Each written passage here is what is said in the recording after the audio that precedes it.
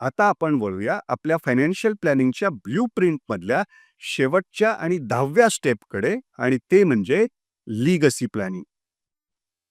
मित्रांनो, legacy planning हा खूप मोठा विषय आहे. ह्याच्यावर एक सेपरेट व्हिडिओ बनवू शकतो आणि फ्युचरमध्ये मी तो बनवणार आहेच. पण तुर्तास लीगसी प्लॅनिंग मधल्या काही महत्त्वाच्या गोष्टी मी तुमच्याबरोबर शेअर करतो. लीगसी प्लॅनिंग म्हणजे smooth transfer of your assets to the legal heirs or beneficiaries. म्हणजे तुमच्या पश्चात तुमची संपत्ती तुमच्या लीगल हेअरला किंवा तुम्ही ठरवलेल्या व्यक्तीला कुठच्याही कायदेशीर अडचणीशिवाय व्यवस्थित ट्रान्सफर करता यावी, यासाठी आज केलेल्या प्रोव्हिजन्स याला म्हणतात लीगसी प्लॅनिंग. लीगसी प्लॅनिंगमध्ये पहिला महत्त्वाचा मुद्दा आहे प्रॉपर नॉमिनेशन. मित्रांनो, तुमचे जेवढे ॲसेट्स असतील किंवा तुमचे जेवढ्या इन्व्हेस्टमेंट्स असतील, याच्यामध्ये तुम्ही व्यवस्थित नॉमिनेशन केलेलं आहे किंवा नाही, हे पहिले चेक करून घ्या. आणि जर का नॉमिनेशन मिसिंग असेल, तर पहिल्यांदा जाऊन हे नॉमिनेशन कंप्लीट करून घ्या. कारण मी बऱ्याच केसेस अशा बघितलेल्या आहेत, की जिकडे इन्व्हेस्टमेंटमध्ये प्रॉपर नॉमिनेशन नसल्यामुळे त्यांच्या लीगल हेअर्सला किंवा बेनिफिशियरीजला ही इन्व्हेस्टमेंट आपल्या नावावर ट्रान्सफर करताना बऱ्याच अडचणी येतात. हे सगळं काही होऊ नये म्हणून प्रॉपर नॉमिनेशन असणं अत्यंत गरजेचं आहे. लीगसी प्लॅनिंगमधला दुसरा महत्त्वाचा मुद्दा म्हणजे joint holdings wherever required. Joint holdings म्हणजे 2 किंवा 2पेक्षा जास्त लोकांच्या नावावर जॉईंटली इन्व्हेस्टमेंट असणं. मित्रांनो, जॉईंट होल्डिंग्समुळे भविष्यात होणाऱ्या बऱ्याचशा कायदेशीर अडचणींपासून आपली मुक्तता होऊ शकते. लीगसी प्लॅनिंगमधला तिसरा महत्त्वाचा मुद्दा आहे पॉवर ऑफ अटर्नी. मित्रांनो, पॉवर ऑफ अटर्नी कुठच्या परिस्थितीमध्ये दिली पाहिजे, कुठच्या टाईपची पॉवर ऑफ अटर्नी दिली पाहिजे, हे फार महत्त्वाचं असतं.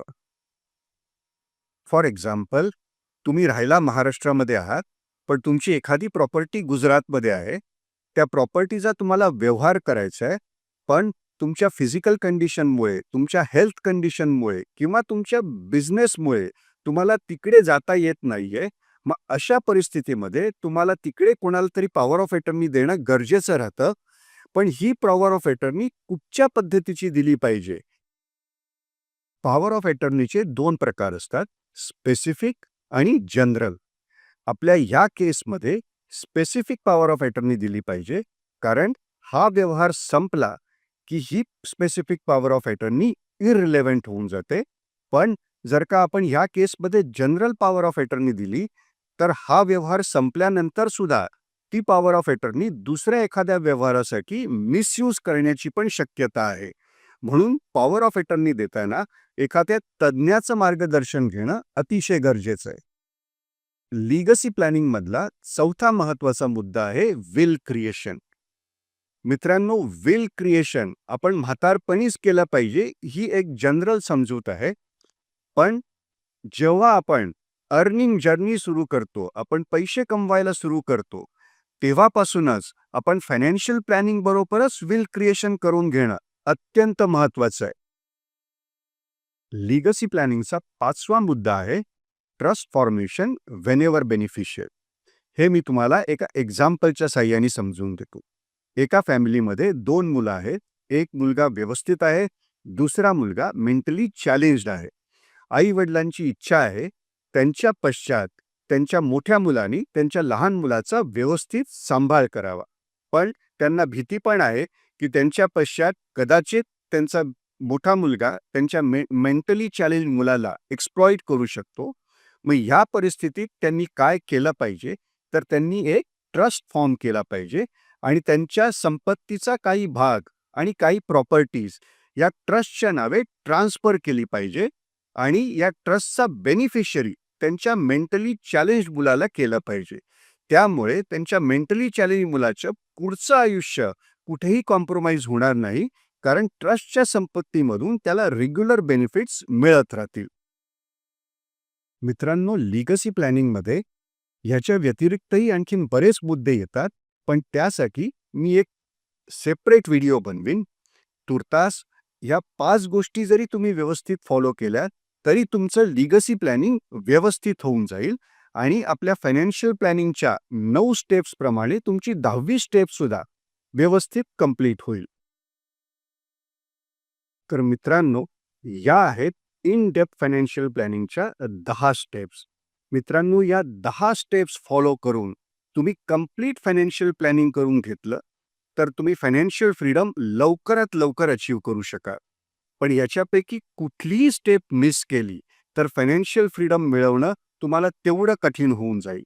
मित्रांनो, या 10 स्टेप्स फॉलो करून इन डेप्थ फायनान्शियल प्लॅनिंग करून घेण्यासाठी तुम्हाला गाईडन्स पाहिजे असेल, तर मी तुमच्याबरोबर आहेच. मित्रांनो, मी तुम्हाला सुरुवातीला प्रॉमिस केल्याप्रमाणे मी तुम्हाला आता काही फ्री टूल्स देणार आहे, की ज्याच्यामुळे तुम्ही तुमची करंट फायनान्शियल सिच्युएशन आणि तुमची फायनान्शियल प्लॅनिंगमधली प्रोग्रेस किती झालेली आहे, ही व्यवस्थित असेस करू शकता. डाव्या बाजूचा जो QR कोड आहे, तो स्कॅन केल्यानंतर तुम्हाला तुमचा फायनान्शियल हेल्थ स्कोअर समजून येईल. तुम्हाला सगळ्यात शेवटी की तुम्ही तुमचे फायनान्सेस किती योग्य प्रकारे मॅनेज केलेले आहेत किंवा त्याच्यामध्ये किती इम्प्रूव्हमेंटची गरज आहे, हे या फायनान्शियल हेल्थ स्कोअरनी समजून येईल. आणि जो उजव्या बाजूचा QR कोड आहे, तो स्कॅन केल्यावर तुम्हाला तुमचं कॅश फ्लो स्टेटमेंट आणि नेटवर्थ स्टेटमेंट बनवण्यासाठी एक रेडीमेड टेम्पलेट मिळेल.